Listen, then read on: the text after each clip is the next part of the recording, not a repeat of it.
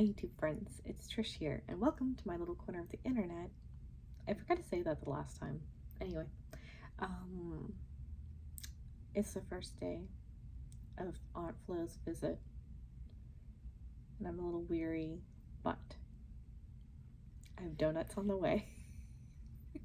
I have donuts and coffee on the way, so super excited for that. And I'm gonna watch The Golden Bachelorette, and I'm gonna try not to come to my phone at every single little thing that happens, because here I thought this was going to be like a simple thing. Okay, once in a while I'll turn on my phone and just like quick thoughts. Those quick thoughts add up, and I think my video still ended up being almost an hour long or something like that by the time I edited it down. So I was like, oh, okay. Maybe you don't need every single little thought. So I'm going to try to keep it to just like the main points, I guess, that like pop up, because we all know that everyone is cute and adorable, and some of these men have like suave lines and stuff like that, and this sort of charisma. Okay, we get it. So now that we're getting into the actual show and it's starting, yeah, I'm gonna pop in just for quick thoughts here and there. All right, let's get started.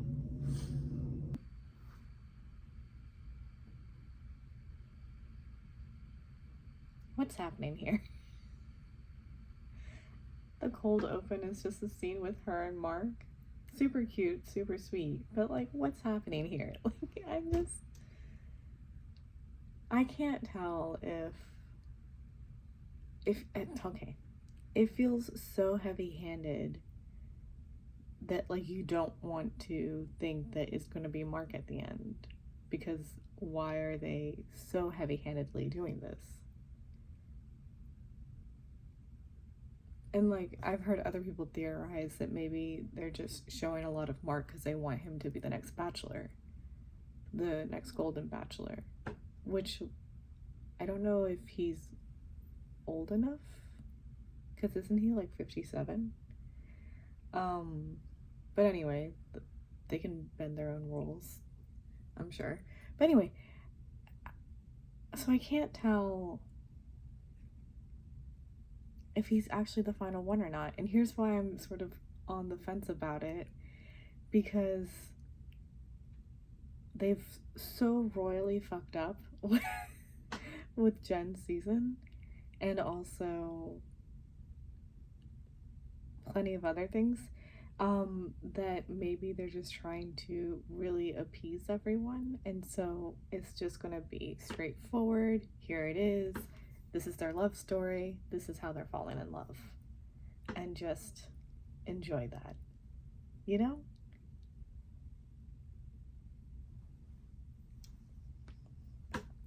I'm just like, is this how it's gonna be every single episode moving forward? We're just gonna see a whole bunch of really, really sincere, sweet moments with her and Mark, only for them not to end up at the end. And it's gonna have a feeling of, wow, throwback, but Rachel Lindsay season, where I remember that very vividly, because the entire season you see her and I think his name was Peter, like really falling in love, really seeming like solid, this is the couple. They have a heart-wrenching breakup in which like it basically boiled down to like they did love each other and wanted to be with each other, but she wanted to be engaged by the end of the show, and he wanted to continue seeing each other after the fact because it just felt too soon for him, I guess. I don't know, I'm going based off of memory. That was a while back now. So I don't know if that is sort of the case now, because I remembered in the After the Final Rose, she seemed really upset because obviously everyone is like, okay, she just picked Brian, but she doesn't actually love him. She just wanted to be engaged with someone. And like, she was like, no, I loved Brian. I would have picked Brian anyway. It's just, I'm sad that you guys didn't see our love story. And that's where, you know, like in the seasons sort of coming up after that, we kind of start to see that, oh yeah, like the show really does just edit and present what they want you to see, and they hide just as much that's usually kind of the more true story. Which I just, now that I find that out, I'm like, oh my god, no one would ever want to end up going on these reality, I mean, now there's all these other incentives, but like, you wouldn't want to go on these reality TV shows because of stuff like that that can happen. And so I'm wondering if we're getting a similar treatment over here, where this entire season we're going to see probably a lot of Mark and Joan, and it's going to be beautiful, and then he's not going to be the one at the end, but like he was there at Jen's after the final rose promoting the show. I don't know. I'm lost and sad. I don't want to not like Mark, you know? And I just don't understand like how this is going to be moving forward. I'm a little scared.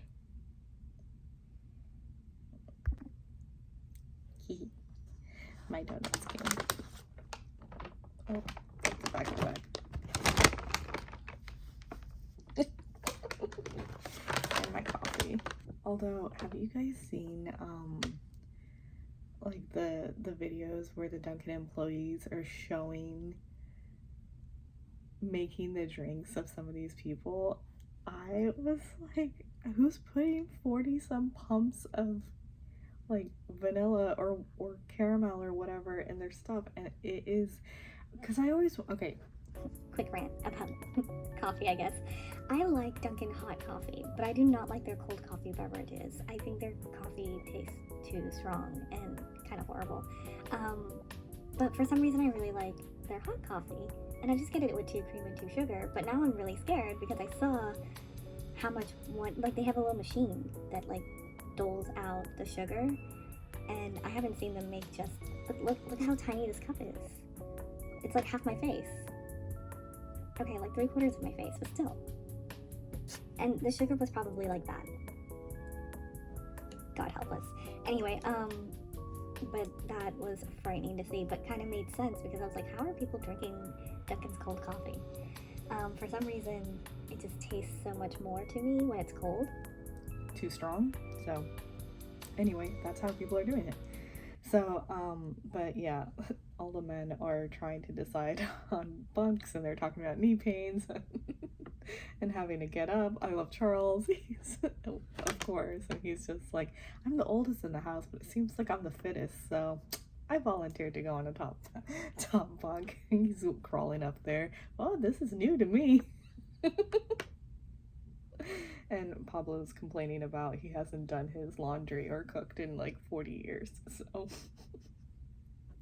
and he's like being so appalled at the closet size. Okay, I told myself I was gonna do this. Excuse me.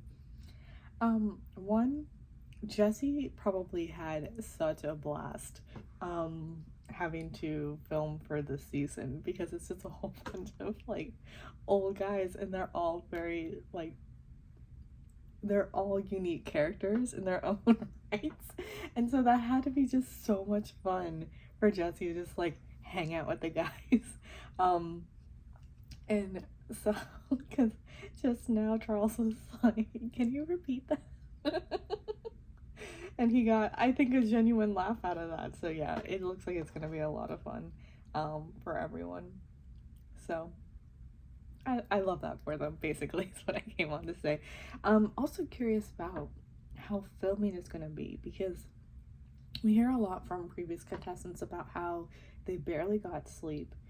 And granted, I think these guys are not going to travel as much, at least it seems like. They may be sticking around the mansion for the whole season until the very end, where they go for like fantasy suites and stuff like that, and then they'll travel. I don't know, but it kind of seems like it. So maybe the filming schedules aren't quite as hectic and these guys can get a little more sleep, but I don't know. I'm worried for everyone. Anyway.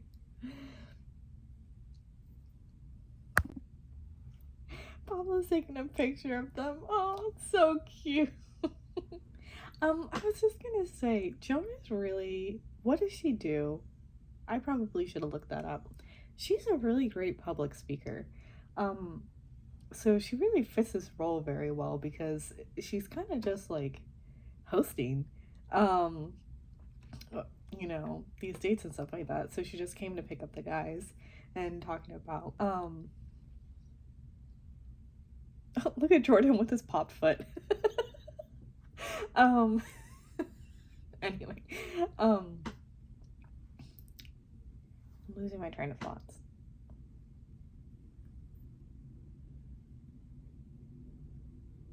Yeah, she just came to pick them up and she was like, prom is a time where we probably all had a lot of firsts. First time wearing a tuxedo was the first time I wore a long dress. Probably my first kiss was at prom or something like that. Like, it's very cute. They all look great. Joan's dress is interesting. I feel like I like the concept, but not the execution. It's a little too much fabric on the underside as well, but I like the idea. It kind of has a very like modern Cinderella feel with the way on both sides. Anyway, interesting. I was trying to see her shoes.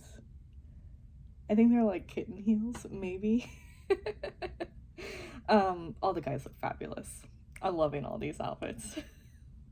Like every single one of them. I think they're amazing. That was all so sweet. And with all of it, I mean, hearing Jonathan's story, like, what an awful thing to happen.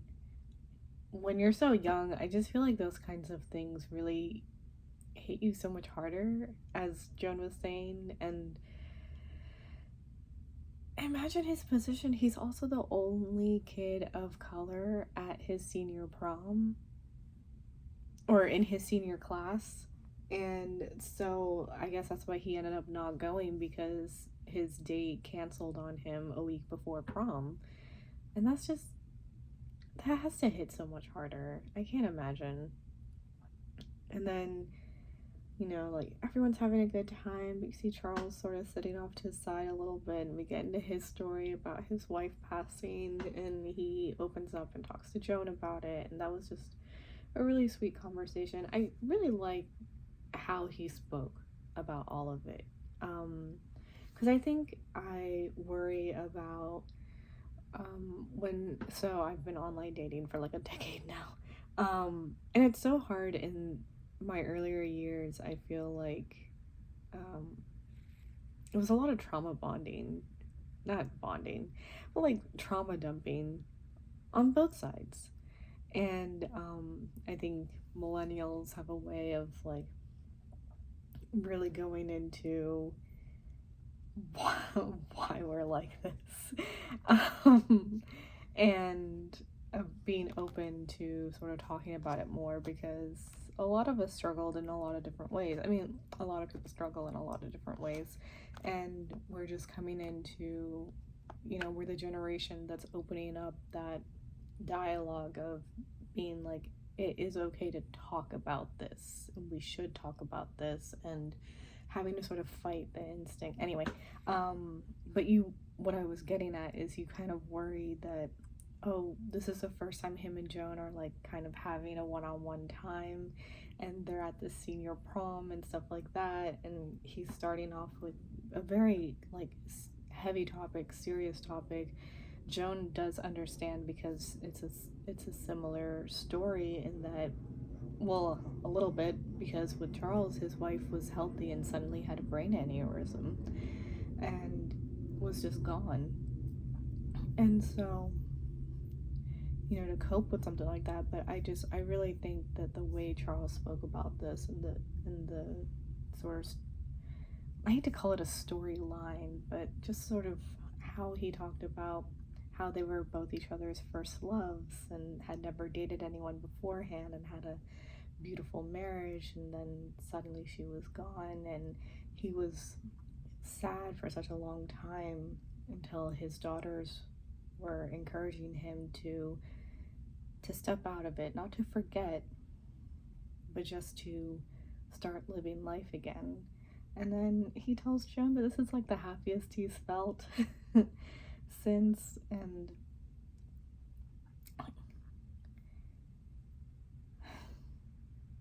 it's just very sweet. And then his phone call with his daughter, that was really sweet. I'm glad that the producers are like allowing them to do things like that, because oh my goodness, what a wonderful thing. Like, as a daughter, I hope I get a phone call like that from my mom one day. My mom she's lived a really long, tough life up until now, and she holds a lot of not great emotions. And more than anything, I want her to get to a point where she's happy in life.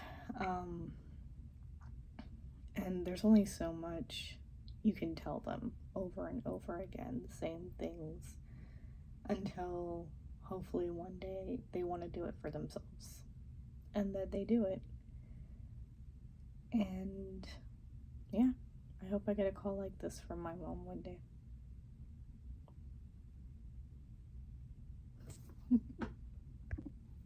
Okay, maybe the only time I feel like Joan wasn't such a great public speaker, because I don't know how I would feel if I were told that I'm going to be made prom queen because I did not go to my prom and I am still harboring like bad feelings about it, because then it feels a little bit like a pity win.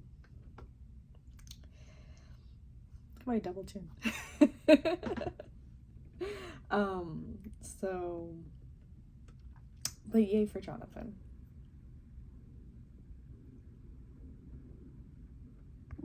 Okay.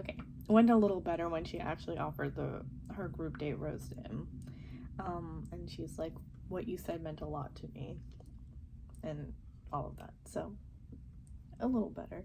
And Jonathan's like tearing up. Oh my god. They're all so precious.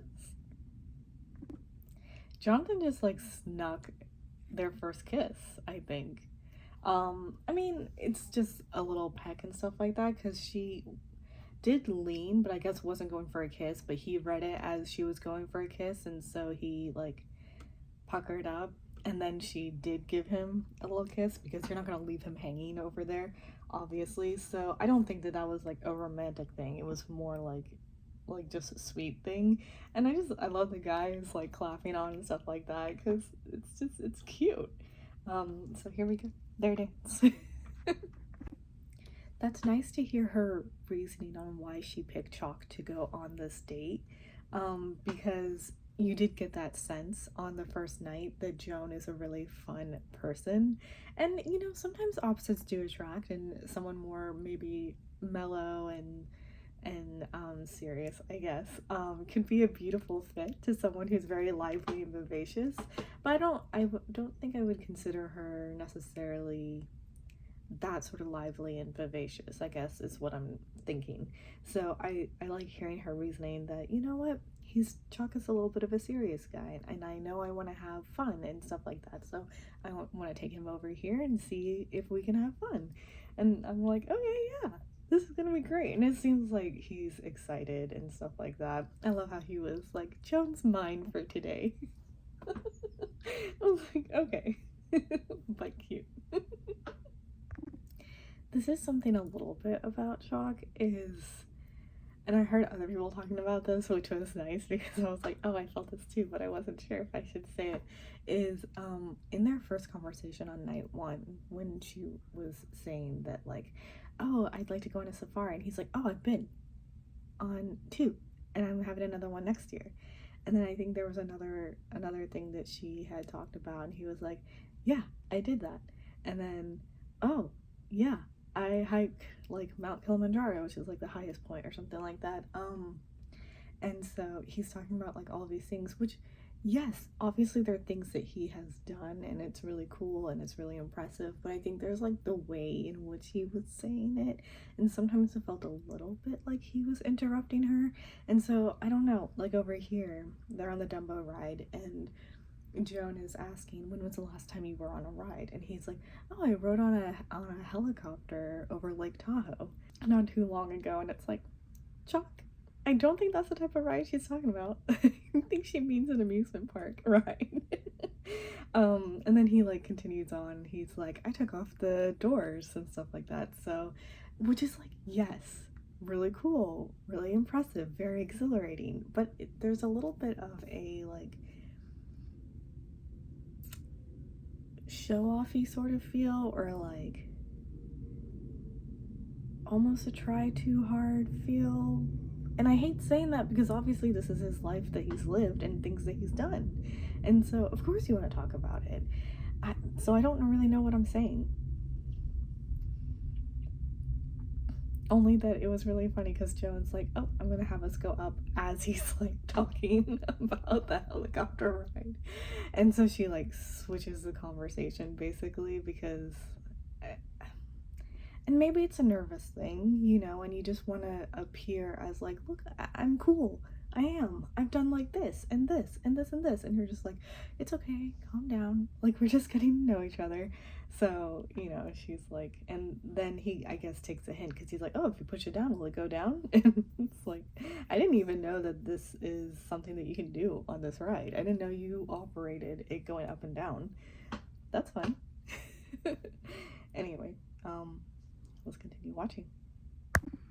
Okay, they made Joan walk down these stairs in this gorgeous dress, only to walk right back up them with Chalk in order to go to dinner. I mean, that was very sweet. He like walks up very dashing in his tux, and she's standing over there in her very sparkly princessy dress. And his face did sort of look like, oh my god, you know. So what an enchanting moment, but still, I'm like, hello, she's in heels and all the tulle, and she has to walk down the stairs very carefully, only for you to make her walk right back up them. All for the moment.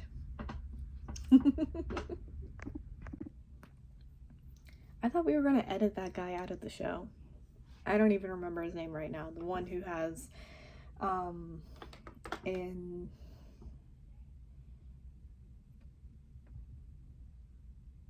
the restriction thing. What is that request called? Oh my god. Where they can't come near you. Is this a period symptom where your brain is just absent from your mind?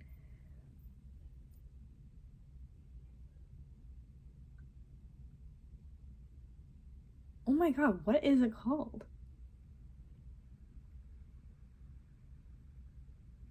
Like Devin has one too.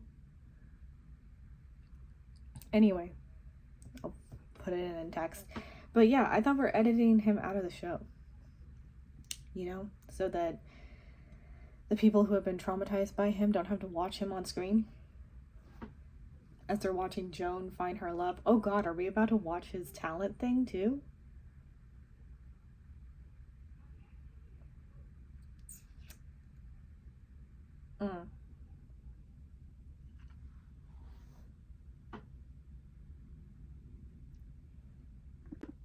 I don't know why this just popped in my head while Jack is doing an amazing sock puppet thing, but restraining order. That's what it's called. It came to me. Anyway, these guys are a hoot.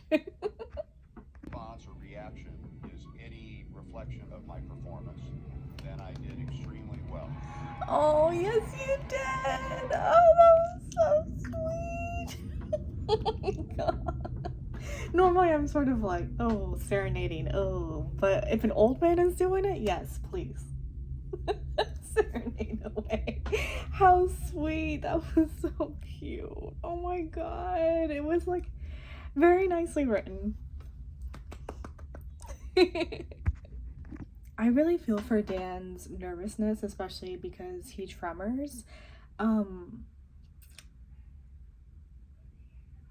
don't know. For me, I hate public speaking because from such a young age, whenever I'm put on the spot and have to speak to a group of people, my head gets so hot and my ears will turn red from the heat. And if I have to stand, something is shaking. Usually it's one of my knees. Like the kneecap visibly is shaking. And like my breathing is so erratic. It's not great. I've gotten a little better as I grow older. Honestly, becoming a hostess helped a lot. I was a hostess for a short time in a restaurant. I don't know if that was, but like I still haven't had to be put to the test of actually speaking in front of a group of people. But like I've been up with friends for certain. I've been in a couple of short films. A friend of mine is a filmmaker. And so like when she has her showings and stuff like that, we stand on the stage in order to like talk to the audience and they have questions and stuff like that. And so standing up there, if I do have to start talking, my knee will go. Yeah, it'll start shaking. Sometimes it is my arm, but I don't know if I would really say it's a tremor because I have experienced tremors as well, but those are usually like really big stress inducers. If I get like a sudden bout of, well, I guess you could count that as that. But yeah, so I feel for Dan because it's something you are very conscious of because it's your body that's moving and you can't imagine other people not noticing that. And then it makes it harder to try to calm your body down so it'll stop doing that because you're just so hyper focused on it. It's okay, Dan. I feel your pain. It's okay. I'm sure it's cute and endearing, maybe. Like, it's nerves. It's a lot of nerves, and it's coursing through your body, and the adrenaline is spiked up, and you're just like, ugh, it's the worst. God, I feel for Dan. Go, Dan. I know this has already happened, but... Perfect. That was so good. Oh, that's so perfect. I'm glad he did it that way. That was... bravo, Dan. That was wonderful. That's tough because there were a lot of really good ones. I also liked Michael's, and what a handsome man. And he's the gardener, right? He had the photo album of his with the very rare blue flower that I'm forgetting the name of. But that had to be so difficult. There were a lot of really good ones. I'm glad that Dan got it, but I'm also like, oh, poor Kim. I think he was really hoping that he was gonna win with that song, and I think if Dan wasn't so vulnerable in that moment, Kim probably would have gotten it, because that was a beautiful song, but, oh, they're all very sweet. That's really beautiful. How Joan is saying that now, like, hearing Dan's story and hearing how he is just so like appreciative of life and life is funny and very meaningful to him. He has a deeper appreciation for it since his health scare that he went through, and what she just said was just really, really nice. Like, I wish there was another thing to say, but she's like, tomorrow when I see him amongst all the other guys, I'm gonna see him in a very different light. And I just think that that's like, to hear that must feel really nice, that it's and it comes with just getting to know someone more, you know. This is lovely. I really like Dan. I liked him on night one too, so it's really hard. I liked a lot of them on night one. Oh, this is really difficult. Oh my goodness. I think when you watch like The Bachelor and The Bachelorette and the younger contestants and stuff like that, half of the time you can't help but think, okay, is this just a line that they're saying? But with these guys, I really believe them. They're older, you know, and they just feel a lot more sincere. And so it's difficult because I think a lot of these guys, you're just like, oh, I really like them. They're a really gem of a guy. Whereas when you're watching The Bachelorette, there's maybe like 2 or 3 that you're just sort of like, okay, yeah, I like these guys. And then you sort of watch them with the lead throughout the season. But over here, I'm just like, I don't know, I like a lot of these guys. So it's going to be really intriguing to watch Joan's season. All right. I guess next is the cocktail party. Not Mark sounding like Aladdin talking about her hair and her eyes. Beautiful. She's got these eyes that just, and this hair, wow, and her smile. Oh, this is gonna be so difficult. Oh, Jesus Christ. I'm nervous. I'm so scared. There's a lot of great guys. Mark is just such a sweetheart, but like, you know, we don't know about him and Joan together. Mark is obviously a great guy and very like calm and sincere, which is really sweet. It's kind of harking back to that conversation at the beginning of this episode. She took Chalk to Disneyland because she wants to see if he has a fun side because he's so serious.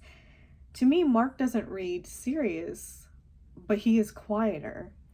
But there's something just so like, just really sweet about him. And I think he'd have a really calming presence, which I feel like would complement her personality really well. But like, it's difficult. There's a lot of great guys.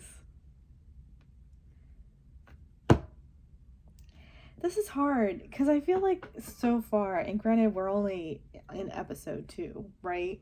But I see her and Mark, and I think Chalk is fine. I don't know if I really read them together that much.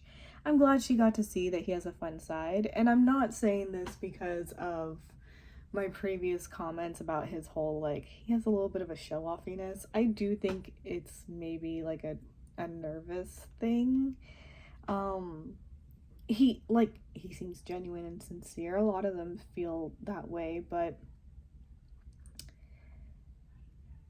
yeah, I don't know. And I don't know if I'm just gravitating towards Mark because we know hardly, but we know a little bit more about him, you know, so there's a little bit of a comfortability there.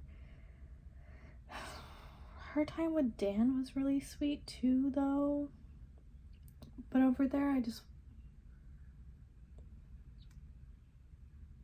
sometimes you can't tell if Joan is just being very sweet and kind and, you know, just a nice human being, or when she's actually genuinely kind of developing some feelings, or pitter patter, as Chalk put it, which was so cute. So she's a little bit of a hard one to read.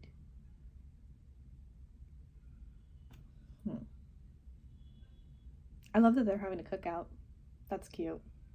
Listening to Jack be like, I don't know how you're cooking these burgers. It's funny. And in his ITMs, he's talking about how he likes his, because he's also a caterer on top of just being an older gentleman, you know? So anyway, cute. All right, let's continue. Okay, so this is a comment that a lot of the YouTuber recappers were talking about, and I just want to sort of reiterate it because it's definitely a concern, especially now that Joan is sitting here talking to the guys and talking about how Sunday evenings she does her whole family dinner every Sunday.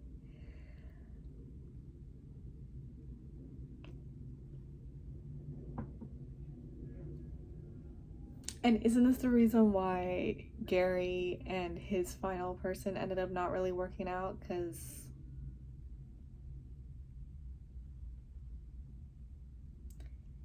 they all live in different parts of the US. They have their lives really established there because they've been there for a very long time. Not to mention possibly having, you know, their friends and their family that they meet up with regularly.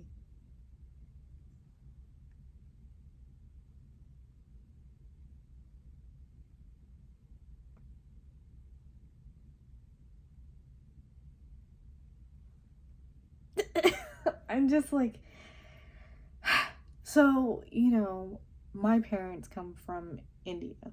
And so outside of an uncle and my cousin brothers that are his sons that lived in,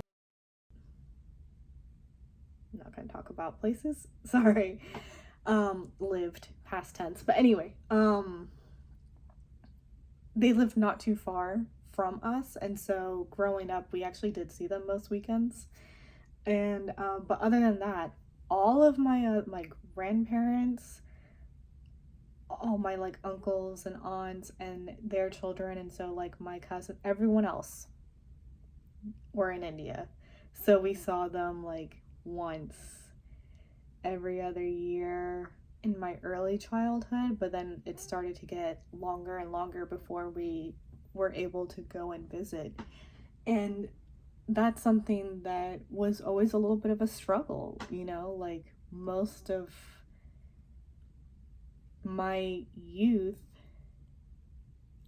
But okay, it's bittersweet because obviously when I would go and see them, it was a beautiful time because you're just soaking up all the love in those handful of weeks that you're there in India. And both sets of grandparents did come and visit us here in the States, but I was really little then. I remember, I don't even really remember my dad's parents coming. I think that was a lot younger. I've seen pictures, but I don't really remember it, whereas I do remember my mom's family because I don't know if they came twice, but the one time I'm remembering, I was 6, my sister was born, and my grandfather taught me how to ride a bike without the tricycle training wheels, because he was like, you're old enough to ride a bike now, so he took them off and he taught, and that's a beautiful memory, one that like I still hold close and will always hold close, and God, I miss him so much. But like, so it's not saying that you can't still have beautiful memories for them, like with their grandkids and stuff like that, to be able to visit once in a while, but that's tough, and you know, and that's asking a lot of people who are very much already set in their lives. And obviously that must be something that they thought about before coming on to the season, and like you hear that for love you should like do extravagant thing, not extravagant, that's the wrong word, but like, I don't know, that's still asking a lot.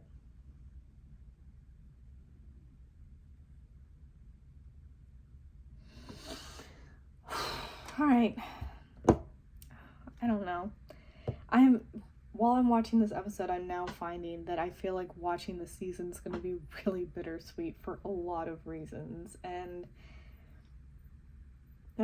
we already knew that this was going to be tough, but no.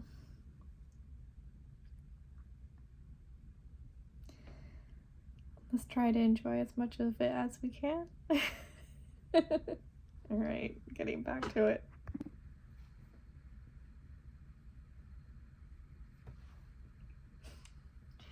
Gary being so touched about the picture.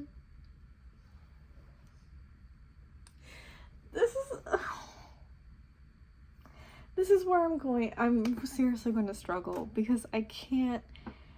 He's so touched and it means so much to him, and he's like ready to find a wife, and I can't tell, or really I feel like I can tell, like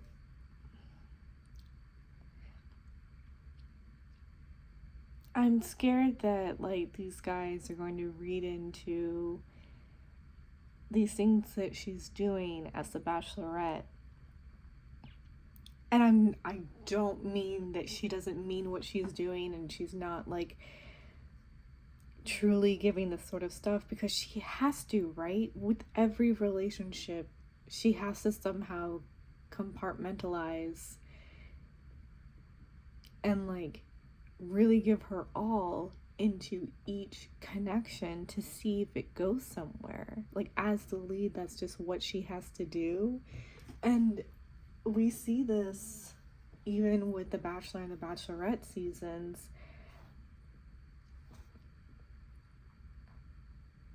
And like it's hard to watch there as well because the contestants, some of them anyway, like are really feeling like these connections are just so real because they are. And then like at the end, most of them get sent home because there's only going to be one person that she ends up with. I don't want these guys having their hearts broken. Like the younger people, I'm just like, oh, it's okay, this is a moment in your life, and it's true for them as well. But guys, Gary.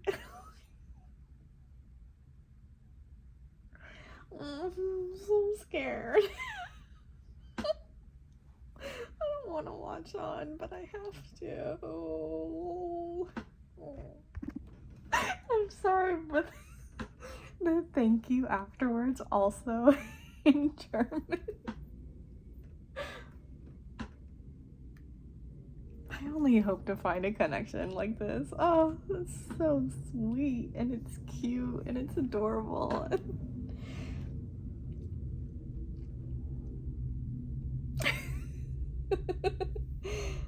I like them. Ugh. This is really tough. Because do I like them because we're fed so much Mark, and so we know Mark? It's kind of, again, back to the Rachel Lindsay, and I'm pretty sure his name was Peter, thing where it's like you saw so much of them together, and you really saw this like strong bond, at least seemingly, and especially for them to have broken up just because of, okay, it's a big thing, but it's also just sort of like, oh my goodness. I mean, maybe Rachel Lindsay felt pressured to end in an engagement. She's the first black not golden, not yet, but she was the first black bachelorette, and so she probably felt the pressure that she needed to end her season in an engagement. And it's like, an engagement can be a long engagement, but some people are very particular about it. They only want to get engaged once, as they want to only be married once, and all of this kind of stuff. I come from divorced parents. I don't share the same sentiment, but I do understand wanting that, and how like that could be a really beautiful thing if that were to happen. But it doesn't happen to everyone. But anyway, putting that aside, yeah, I can't tell if Mark is an amazing individual in his own right. So I think I would have liked him regardless if we just opened the season and it was the first time we were meeting Mark and he was just a regular contestant. But we have the added knowledge of like him as a dad, and like his story with his wife, and how we saw him on Joey's season, and then now coming over here, and like his moments with Joan are very sweet. And sweet is just so beautiful, and like it's a simple connection. And I don't know, seemingly I feel like with Mark, you see a little bit more of maybe the butterflies for Joan, that with other contestants you kind of wonder if she's, I hate to say, phoning it in, because again, I do think she's still sincere, but it's just with any of the leads, they just sort of have to go through the motions with a lot of the cast.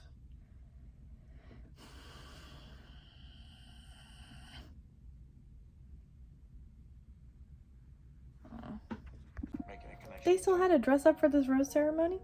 We've all connected. So to guess.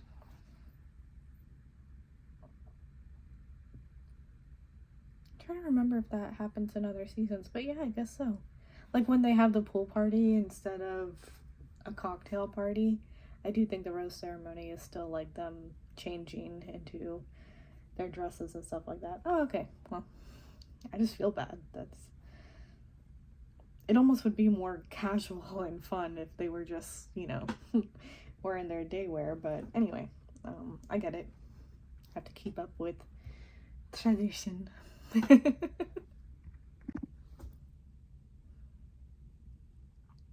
What is this? What is this? What? I can't tell if I love or hate this dress. And that's me being completely honest, because it's bold and that is so beautiful, but again, I just feel like in concept, I love it. In actuality, why are the seams like that on this cape, for lack of a better word? Because at first I was like, who didn't iron this cape? I thought they were fold marks. And then I was like, no, they wouldn't put fold marks on Joan. And now I'm like seeing her and I see the one that's going down her arm and it's like, oh, those are seams.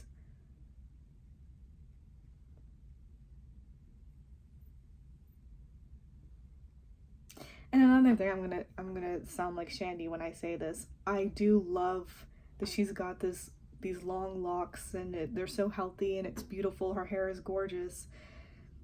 She does wear it down all the time, and she looks fabulous. Again, she really does.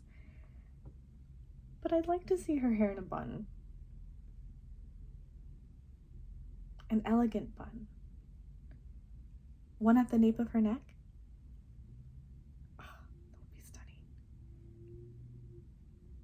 Keep the side part.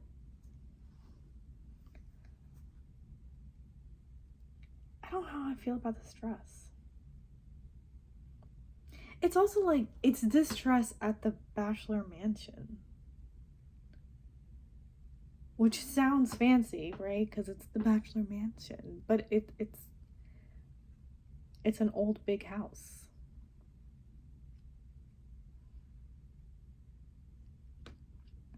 And I feel like, obviously, this is a statement outfit. I love how she walked in and, oh god, I'm blanking on his name now. The Chicago guy. The Fox. He's like, oh wow. Because it's like, yeah, she looks amazing because she's Joan.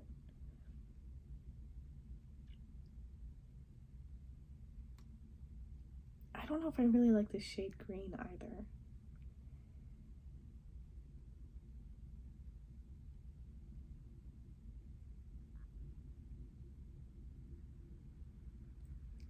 Love the concept. Do not really care for the execution, nor the location in which she's wearing it. I'm sorry. It's my honest opinion. I thought I turned it off. Oh, I guess it's kind of a side ponytail. Because I just saw she has like a twist of hair around it, so it's been brought to the side in a twist.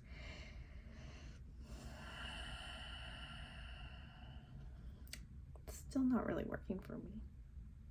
But that's just me. Who am I? Nobody. Just some girl sitting in her corner on the internet.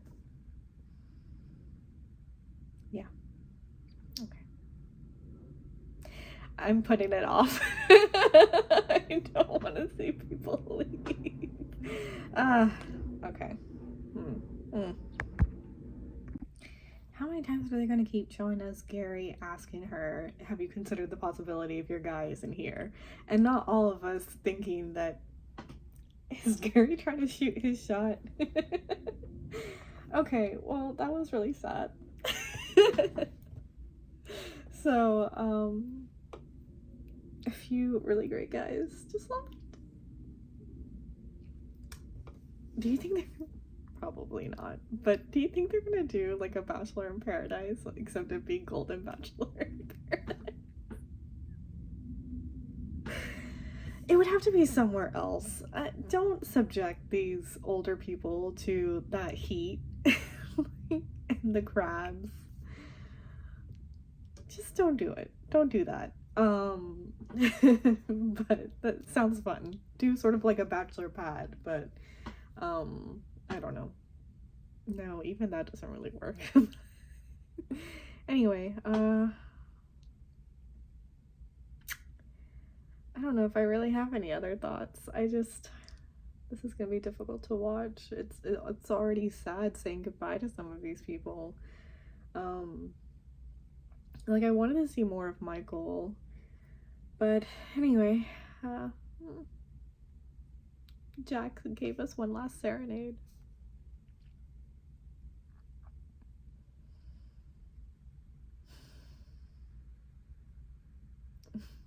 I feel so tired. And I don't know what it could be. It's everything. But anyway, that was episode 2 of the Golden Bachelorette Jones season. So, see you next week. Maybe? I don't know. It's really anyone's guess. I feel like D'Angelo Wallace now. Like, I don't know when you'll see me next. I'll pop in a video here or there. It's kind of how I do it. I talk about how I've been, actually, I don't know if I posted something where I talked about it. So this may be the first you're hearing about it, even though I feel like I've said it like 3 times now. But, like almost 2 months ago, I watched The Breakfast Club and it was really great. And I've been editing a video over there, but it's just been a struggle. And like a week or 2 ago, I went to upload it and hit copyright. And it's just like, as it is, I'm not great at editing, but add on top of that it's just, it's difficult topics and like it's emotionally draining a little bit, even though the movie is fantastic. If you haven't seen The Breakfast Club, I highly recommend. But yeah, it's like to have to sit and watch again as you edit, it's just sort of like, it's a lot. But I also recently watched Wicked Little Letters on Netflix, so I have a reaction to that I'm also currently editing.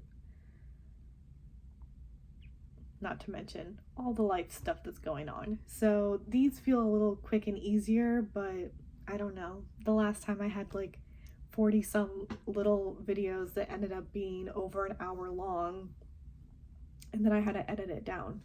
And even then, the video ended up being an hour long. And I was just like, this was supposed to be quick and easy. So, all that to say, I'm going to try to keep up, but I beg your forgiveness if I drop off. And now Love is Blind is starting next week. Oh my goodness.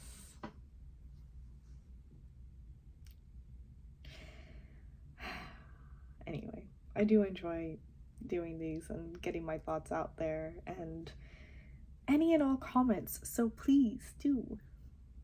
And that's about it. Toodles.